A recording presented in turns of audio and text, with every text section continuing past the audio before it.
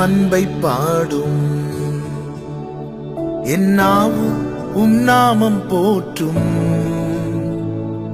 என் இதயம் உம்மில் மகிழும், எனக்கென்றும் நீர் போதும். இயேசு கிறிஸ்துவின் இனிய நாமத்தில் உங்களுக்கு என் அன்பின் வாழ்த்துக்கள். கர்த்தர் நல்லவர். கர்த்தருடைய கிருபை உங்கள் அனைவரையும் சூழ்ந்து கொள்வதாக. ஆதியாகமம் 43வது அதிகாரம் 34வது வசனம். அவன் தனக்கு முன் வைக்கப்பட்டிருந்த போஜனத்தில் அவர்களுக்கு பங்கிட்டு அனுப்பினான். அவர்கள் எல்லாருடைய பங்குகளை பார்க்கிலும் பென்யமீனுடைய பங்கு 5 மடங்கு அதிகமாயிருந்தது. அவர்கள் பானம் பண்ணி அவனுடனே சந்தோஷமாயிருந்தார்கள். கர்த்தருடைய பரிசுத்த நாமம் மகிமைப்படுவதாக. யோசேப்பின் சகோதரர்கள் அத்தனை பேரும் யோசேப் இருந்த எகிப்தின் அரண்மனைக்கு வந்திருக்கிறார்கள்.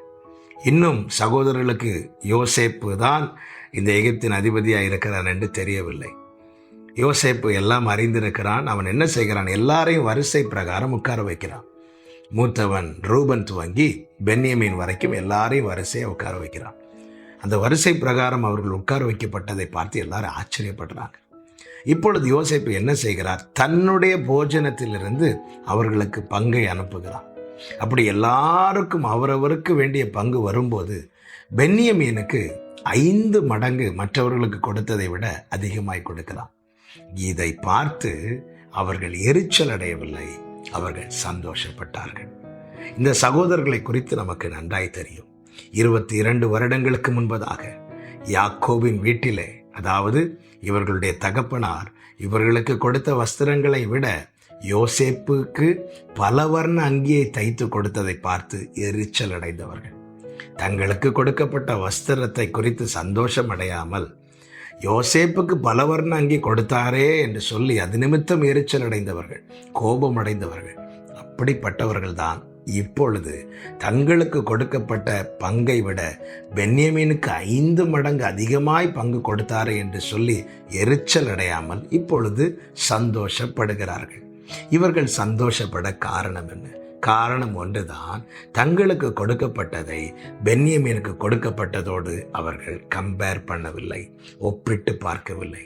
இன்று சந்தோஷப்பட வேண்டிய இடத்துல நாம் எரிச்சல் அடையவும், கோபம் அடையவும், துக்கம் அடையவும், சோர்ந்து போகவும் காரணம் என்ன தெரியுமா? நமக்கு கொடுக்கப்பட்டதை மற்றவர்களோடு ஒப்பிட்டு பார்க்கிறோம், மற்றவர்களுக்கு கிடைத்ததோடு ஒப்பிட்டு பார்க்கிறோம். இப்படி பார்ப்பது நிமித்தம் நமக்கு ஒரு நாளும் திருப்தி உண்டாகாது. ஆமென். பென்யமீனுக்கு 5 அல்ல 50 மடங்கு கொடுக்கட்டும், எனக்கு கொடுக்கப்பட்டது என் திராணிக்கும் மேலானது.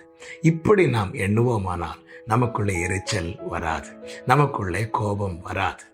காயின் தன்னுடைய காணிக்கை அங்கீகரிக்கப்படாததும் அவன் எரிச்சல் அடையவில்லை, அவன் கோபம் அடையவில்லை. ஆபேலுடைய காணிக்கை அங்கீகரிக்கப்பட்டது தான் பிரச்சனை. ஆமென். எனக்கு அங்கீகரிக்கப்படவில்லை, ஆபேலுடைய காணிக்கையும் அங்கீகரிக்கப்படாமல் போனால் அவன் இந்த அளவுக்கு கோபப்பட்டிருக்க மாட்டான், வருத்தப்பட்டிருக்க மாட்டான். ஆபேலுடையது எப்படி அங்கீகரிக்கப்படலாம்? இன்று அநேகருடைய பிரச்சனை இதுதான். தங்களை மற்றவர்களோடு ஒப்பிட்டு பார்க்கிறார்கள். அப்படி பார்க்கும்போது நமக்குள்ளே இருக்கிறதை, நமக்கு கொடுக்கப்பட்டதை நம்மால் அனுபவிக்கவே முடியாது. பாருங்கள், இவர்கள் ஆரம்பத்தில் யோசேப்புடைய பலவர்ண அங்கியை அவனை பிடித்து அதை பறித்து கொண்டு அதை அவர்கள் பயன்படுத்தினார்களா? இல்லையே, அதை பீறிதானே போட்டார்கள்.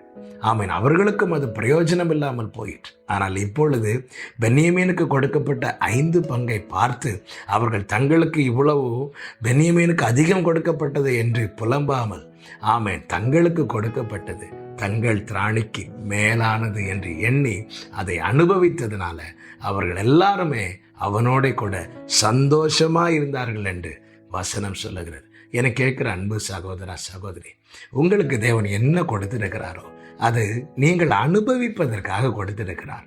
மற்றவர்களுக்கு அதிகம் கொடுத்தாரே என்று சொல்லி அதை ஒப்பிட்டு பார்த்து இருக்கிறதை அனுபவிக்காமல் போய்விடாதிருங்கள், சந்தோஷமாயிருங்கள். கர்த்தாவே, நீர் எனக்கு தந்தது என் திராணிக்கு மேலானது. இங்கே பாருங்கள், அதனுடைய 32வது வசனத்தில் எகிப்தியர் எபிரேயரோட சாப்பிட மாட்டார்கள், அப்படி செய்வது எகிப்தியருக்கு அருவருப்பாக இருக்கும். ஆகையால் அவனுக்கு தனிப்படவும் அவர்களுக்கு தனிப்படவும் அவனோட சாப்பிடுகிற எகிப்தியருக்கு தனிப்படவும் வைத்தார்களாம். இங்கே யோசேப்புக்கென்று தனி பங்கு இருக்கிறது, ஆகாரம் இருக்கிறது. அது மற்றவர்கள், அதாவது எபிரேயர், யாக்கோபின் பிள்ளைகள், இவர்களுக்கு தனியாய், அதாவது அவங்க தகுதிக்கு ஏற்ற ஆகாரம் வைக்கப்பட்டிருக்கிறது. ஆனால் இந்த யோசேப்பு என்ன செய்தார் தெரியுமா?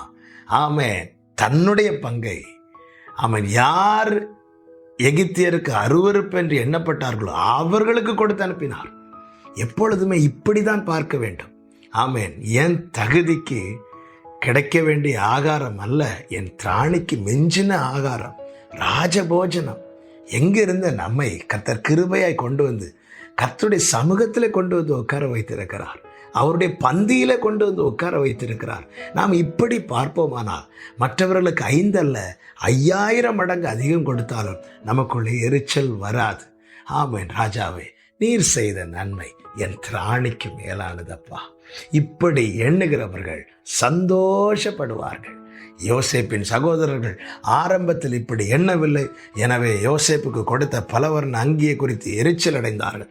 ஆனால் பின்னாட்களில் அவர்கள் இப்படி எண்ணினபடினாலே பென்யமீனுக்கு 5 மடங்கு கொடுத்ததை குறித்து அவர்கள் எரிச்சல் அடையவில்லை, மாறாக சந்தோஷப்பட்டார்கள்.